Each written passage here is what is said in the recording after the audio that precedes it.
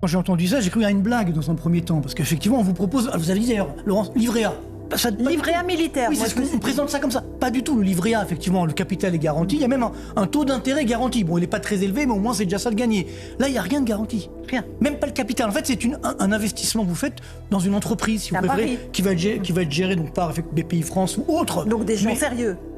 Enfin, vous savez que l'État n'est pas un modèle de bonne gestion, si vous voulez. Quand on voit comment il gère la dette publique, les dépenses publiques, je pense pas que ce soit un bon modèle de gestion. Si vous voulez investir dans l'armement, vous pouvez le faire vous-même directement, en investissant chez Dassault, par exemple. Bon, on va pas donner de nom, mais ou dans des entreprises, voilà, comme ici on le voyait directement, pourquoi pas. Ou dans des fonds, effectivement, mais on n'a pas besoin de l'État pour faire ça. Donc, ce qui est inquiétant, c'est que normalement, si on a l'État, on a un petit bonus. Par exemple, un taux d'intérêt supplémentaire. Sauf que comme on est surendetté, la France est surendettée, l'État français est surendetté. Je vous rappelle que la charge d'intérêt de la dette chaque année, ça va nous coûter dès cette année 70 milliards d'euros. Vous voyez, fichu en l'air, 70 milliards d'euros.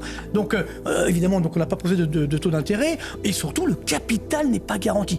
On vous dit, vous bloquez l'argent 5 ans. Donc c'est quand même vous n'y touchez pas pendant 5 ans. Et vous n'y touchez pas pendant 5 ans. Donc là, on pourrait dire au moins, on vous garantit le capital. Même pas.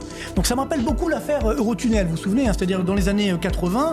Alors c'était présenté également, il fallait faire du patriotisme, c'était super. D'ailleurs, c'est super Eurotunnel, il n'y a pas de problème. Sauf qu'à l'époque, évidemment, c'était un projet pharaonique et on avait un petit peu sous-estimé les coûts. Donc beaucoup de Français se sont rués sur les actions Eurotunnel. Sauf que en quelques années, le cours de l'action Eurotunnel a baissé de 90%. Donc c'est ça qu'il faut dire aux Français. Moi, évidemment, pourquoi pas ne pas investir? Alors on va vous dire, vous n'êtes pas patriotique, vous n'investissez pas. On peut investir de nous-mêmes, encore une fois, dans les entreprises de défense de la France. Mais ce qui est inquiétant, c'est qu'on ne sait pas ce que l'État va en faire. On ne vous dit pas où il va effectivement investir.